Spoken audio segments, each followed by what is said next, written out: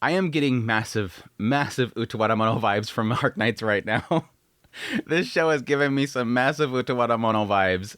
The whole idea of some guy from some ancient civilization with some unknown technology that's put in some sort of cryo sleep or becomes a fossil that at some point is reborn to the modern times, all that stuff. And then having some girl from the past that he left behind or something like that. Yes, even having technically animal people. There's so much stuff in here that is completely giving me Utawarerumono vibes, which is fine.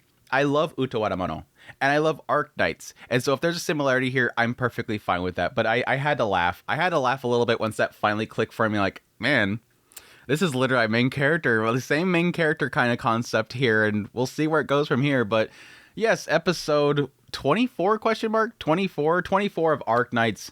Pretty awesome episode. I think it's very tail end heavy, obviously, with these seemingly reveals. I know I said before that I'm going to flip out if they start talking about Teresa again, how he killed Teresa, but at least they, for the most part, have pretty much clarified a lot of that stuff. But yeah, it was a very interesting kind of reveals around there. And again, a little bit more breadcrumbing around that whole thing. Some little insights into Meisto and his kind of downfall and all that kind of stuff. But let's get in the episode proper. Let's get into it. Let's just start off with the last part. Let's just start off with that. They go into this whole sarcophagus, and at some point they shut down the system, and Doctor's like, yeah, it's all shut down, and Amiya's going to get the emergency brake, so everything's good. But then Kaltsit asks, yes, does this place look familiar to you? When they first enter there, the Doctor's like, yeah, this is the place that I woke up in. But yeah, he says that this looks like some sort of civilization that's not like the one above. And yeah, Kaltsit points out that this was a place that they found a long time ago. It was something that was unearthed 20 years ago. Yeah, 20 years ago, there was a structure that was unearthed. It contained a mechanism for generating an unknown form of energy. And its resource was not Iridium, which that's kind of a nice clarification there, because the question mark at that point would be, okay, is Iridium possibly from this ancient civilization too? It seems to imply, I think at some point during the series, I might be misremembering here, that they're using Iridium right now, and that's kind of a bad thing because it is sort of a resource that is toxic to people. So if they can find some sort of alternative, resource, that'd be great. So yes, once this is unearthed, the mayor decided to put together a team of scientists, including Kaltsit, to go research into it. But at some point, they realize that yes, this might be used by the military, so we need to cover it up. So Kaltsit and apparently some of the other lab members decided to, get rid of it, hide it, still away. And they didn't like that. Ursus sent in the army and attacked them. So yeah, this is sort of where we're getting into stuff that we pretty much already had a hint of before, because specifically Crown Slayer didn't like Kaltsit. They were coming after Kaltsit. They were coming after Sergi because they assumed that Kaltsit and Sergi, betrayed the rest of the lab members. This explosion happened at this lab, and it's her fault. She betrayed them, turned to Ursus, all that kind of crap. But no, this is the truth here, that they were sealing it up. They came in, attacked, took the children hostage, and yes, Sergei, even though they gave them information, never really got much from the research. And so that kind of just left it there, but put also the blame upon Kaltsit herself. That aside, we knew part of that, but at least this kind of clarifies as to what's Kaltsit's kind of involvement with that whole situation. Getting into Doctor, that's where things get a little interesting. And the idea that apparently 3 years ago, which I'm assuming would be the point that a little bit before this series began, Kaltsit brought Doctor there in order to treat him. Again, this is a place that he woke up in. Brought him there to have him treated. And yes, it seems that this Meisto that just came in there and got changed had a different result. So it implies that there was some sort of thing within the sarcophagus, this core that they placed Doctor in, that seemed to be the same thing that Mephisto in the previous episodes went into within this chamber. Laid down in there, and it morphed him in some way. Turned him into that big dragon that sings. Whereas the Doctor, when they placed him in there for the treatment, he didn't have any sort of side effects like that. Now, it seems to imply that the amnesia was caused by it, but I think for Kaltsit herself, that didn't really matter. She wanted to bring him there to get him healed. That he was injured extremely badly, and she brought him there in order to save his life. And that starts triggering a lot of memories within Doctor. What happened to me? What treatment are you talking about? You know about the sarcophagus. Was it you? Did you erase my memories? Again, she implies that the memories loss was a side effect. It wasn't technically something that they wanted to see. It was an unforeseen complication. Again, implying that he was really badly injured, didn't really care, threw him in there, whatever happens. We're just gonna pull the slot machine reel and see what happens. You're gonna die either way. Which again, this goes back to what I was saying earlier with this kind of oddity with how everybody sees the Doctor. Amiya seems to love the Doctor. Calcit despises the Doctor but sees value in him, and W despises him and wants him dead. Two people that want him dead, one sees value in him, and one that... I'm assuming Amiya either doesn't remember what happened there, or Amiya sees that Doctor was doing the right thing, seeing that possibly Teresa told him to do it or something like that. She's probably going to be the side that sees some sort of reasoning that it was a sacrifice that was necessary or desired by Teresa and respect that decision, whereas Calcit didn't like that decision, didn't respect that decision, so on and so forth. Either way, the interesting thing here is that Calcit, knowing that he was dying, she's the one that saved his life. Despite the fact that she hates him, wants him dead, she wanted him alive, wanted to save his life. Again, that could be to the idea that she's seen what Teresa wanted and knew that the Doctor was the only one that would achieve that, not allowing Teresa's sacrifice to be for nothing. If she sacrificed herself for Doctor to continue on, or she'd sacrifice herself for this one greater goal, I need the Doctor to stay alive, so I'm going to take him here because I researched this place. I knew this was kind of an odd location, possibly some sort of medical facility for some ancient civilization, and if I place him in here, it might do something. Come to find out, again, Doctor is a part of this ancient civilization. Now, the oddity here, the greater oddity here, is that, yes, he asks, about this whole situation, and she says, telling you this goes against Amiya's wishes. So again, here it's implying that Amiya knew about this whole situation, knew that he was injured, knew that he was brought there in order to heal him. Yes, Amiya technically came there to wake him up, so she knew about the location. Once again, Calcit decides to tell him, I hope this doesn't make you feel uncomfortable, but I despise you. The you before you lost her memories. Though it will never happen, I yearn to take my revenge on you. Interesting, it's not just an idea of what she was talking about with W, where once I achieve this goal, then I can kill him. It kind of implied that conversation between Calcit and W, this recent conversation, that they both have the same mindset that they want Doctor dead, but Calcit specifically was saying, yeah, I'm with you on that one, but we need to finish this goal first, and then we can kill him. Like, it almost felt like she was saying, yeah, I'm right there with you, let's do this first, and then we can go kill him together, right? We'll both stab him. No, she's saying right here, I yearn for it, but I will never have it. It will never happen.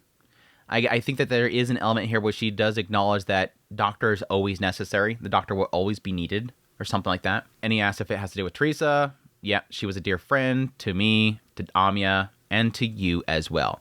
Even the Doctor. They sort of implied the Doctor himself, before losing memories, was sort of a cold person. A very cold and calculative person. And I got that impression when he was talking to W. It just seemed like this person just seems weird. This person seems disconnected. Doctor seems almost emotionally disconnected. And that would make sense for his ability to do what he does on the battlefield. Constantly sending people out to the battlefield, despite the fact that I might lose one person, it'll win against this group and we won't lose everybody. That kind of mindset. But yes, she says it. Neither of us can escape our past. You killed Teresa. So once again, confirmation there. The assumption was that was going to be the case.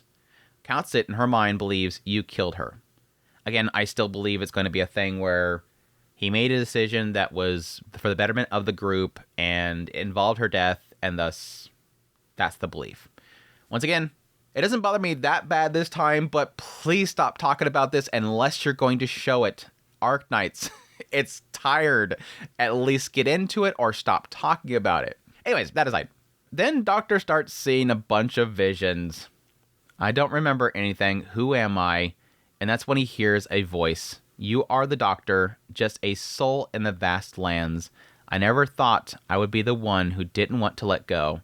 Doctor, the connection between us will transcend even time and space. I'm sure of it. She goes into everything falling apart, civilization falling apart and everything, but I'm sure we'll meet again. No matter what happens, we'll meet once again. So you must wait for me too. Don't forget about me. She looks kind of like Amiya. And again, that's that whole Utawarerumono thing. Just keeps getting that feeling there. Utawarerumono vibes for her, that he's like some sort of ancient being that was cryogenically frozen, or a fossil that reborns later on. And Amiya is going to be some sort of, again, birth from that original girl that was in love with him. And so they're just like basically lovers from ancient times that both die away or froze away, and then at some point will come back together in the end. Amiya and Doctor will meet once again, the two lovers. She seems kind of crazy though. I mean, it's like super massive love too, but there's a side of me that almost gets a sense there that this lady crazy. She had a little bit of a yandere thing going on there. I don't know. I'm probably reading too much of that. She's probably fine. But, yeah, very interesting. That, again, pretty much leads me to believe that she's, again, possibly put him to sleep. I don't know if their society was falling apart and wanted to put him away. It kind of gets in that whole thing where there's a possibility that this civilization probably was very advanced and had, again, this technology that could produce energy without erignium, was probably much more healthier back then. But I'm sort of theorizing that this ancient civilization, although having that technology, they probably just discovered erignium, and the erignium was going to show about their downfall of society, and then he was put away to sleep, and then coming to the current time, he awakens, and civilization no longer has that technology, but it has somehow managed to still survive, and they want that technology that was from back then. That whole thing is where I'm sort of assuming the direction it's going to go. Whether Doctor is going to be some crazy dragon thing, crazy monster dragon demon thing, we'll see.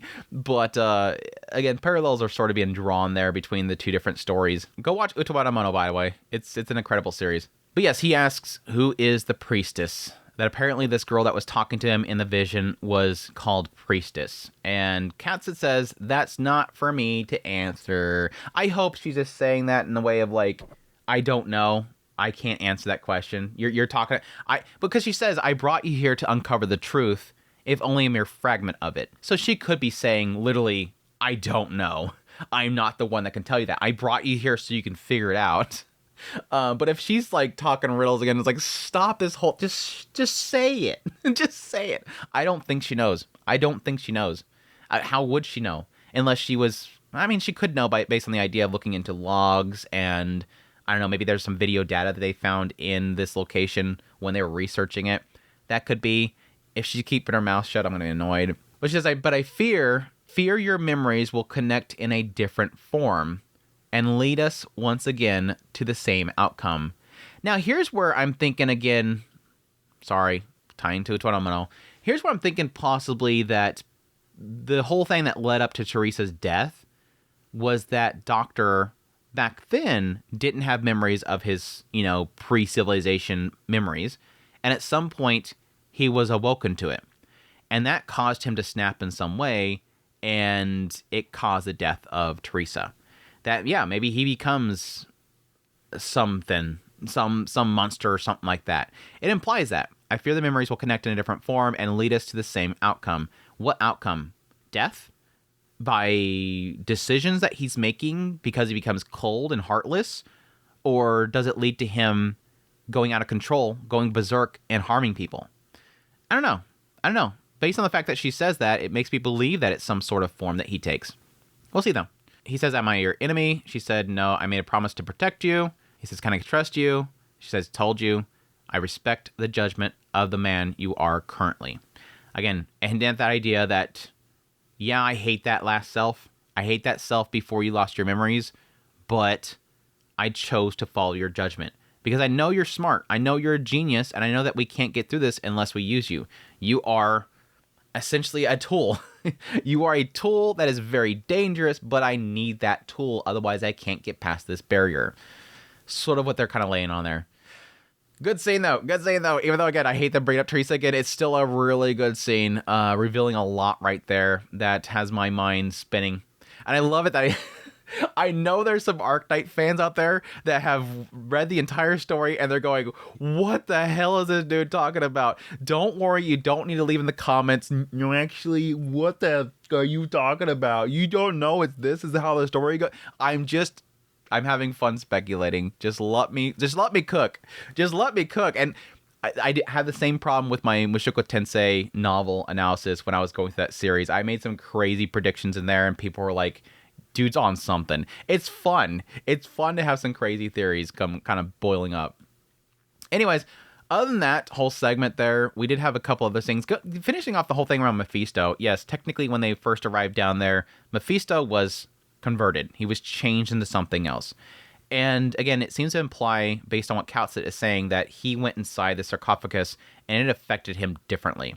Implying that, one of my assumption again, that this is some sort of medical treatment facility, that if anybody that is not somebody that is of the race of doctor, which I'm assuming at this point is just straight up human, which again is that whole joke to Utawarerumono, that if he's just straight up human, plain schmo Joe human, and not humanoid like everybody else is, like cat people, horn people, donkey people, rabbit people, not one of these other types, that it will affect them like physically. It will change them into something else. So he apparently went in there. But yes, the Mephisto stuff, tragic as always. I've always loved how this writer portrays how this infection and everything sort of affects everybody, how society itself treats those that are infected. And Mephisto is, being from the reunion specifically, gets into what they get into with them, which is how, not only how society treats them, but also how the infection itself treats them. And the idea this guy has unfortunately lost his mind, and his art's ability that he has from this has only made it extremely worse. The idea that he had this smile, never got rid of it. Faust liked the smile, wanted to kind of encourage him, but then ultimately he used his power to shut everybody up, taking the neighborhood kids and having them kill his parents. But Faust and him running off together, and eventually running into Talala, which when it gets into Talala, specifically it's one after she's changed. And in that moment, it seems like both Talala and Faust have sort of a conflict for him specifically, in that Talala, again, being heartless at this point, deciding, basically telling him, do what you want to do, sacrifices are necessary, whereas Faust is like, no, stop doing that, only do what you want to do, and yeah, harming people is not right, don't do that again. It's this kind of conflict that he had back and forth between the two of them. But again, ultimately leading to him just wanting to sing. Him just wanting to sing with his friends. It's super sad. Again, those shots of like Frost Nova and Faust and everybody just wanting to be happy. And again, just wanting to live. In the end, just wanting to live. And I think it might be a call to what Talala had said at some point, possibly to him as well. Again, because Talala's whole thing there was respecting that you're alive, wanting to survive, standing tall as an infected, that kind of stuff. Having value in yourself, that stuff. So it was a little tragic little fight there. And again, to the end part where he just wants to sing. even Kautsit in the end wanting to allow him to sing. Kind of surprised to let him do that. Of course, she knew at that point that he was changed by the sarcophagus. Knew that there was a person in there that wanted to sing. But yeah, other than that, we have the stuff around Amiya and everybody. Going to the beginning of the episode. I love how I just completely messed up the order of this episode. Opening up episode. Amiya leaving everybody behind to go after... Well, at first they ran into the Ursus members that were disguised as Reunion. They took them down. That they were working for the conspirators. But yeah, Amiya going in alone.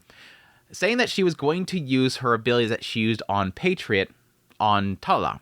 Which, again, after seeing how it opened up the episode, the assumption there is how we left Amiya was that she's seen the flames.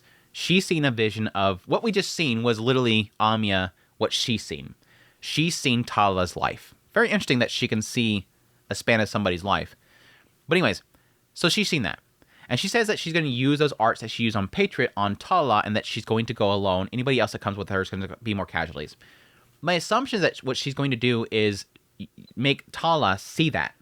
I seen this. I seen what a good person she was. We've all seen it. I need to show her that.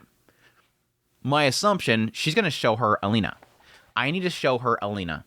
I need to show her her rock. I need to show her the rock that she lost and remind her what she lost and what that person that she lost wanted of her. Wanted to show her and was trying to help her see. She's probably going to show Alina literally saying, don't hate. Because that's what Talala kept saying with Alina. I don't want to hate. I'm not going to hate. I won't do that. I won't let the curse take over me that wants me to hate. So I got to show her, Alina, say, don't hate. I think it's what she assumes is going to help, but it's probably not going to be that easy. Let's be honest, it's not going to be that easy. But that's my assumption that she's going to do there, is just literally show her Alina, and hopefully that helps her. But Chen's probably going to get there first, because Chen's already pretty much close to there. Other than that, she goes to leave alone, and Rosemontis is like, no, let me take you with me. Take me with you. I want to go too. And yeah, her talking about hate, how she's not going to deny her hate, but at the same time, she needs to stay here and protect people. It was odd. She says that, yes, Patriot acknowledged your race.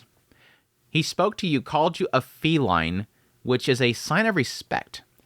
So it implies here that, yeah, even though with, like our day and age and how we view race and whatnot, it seems like they're sort of showing that Patriot sees race differently.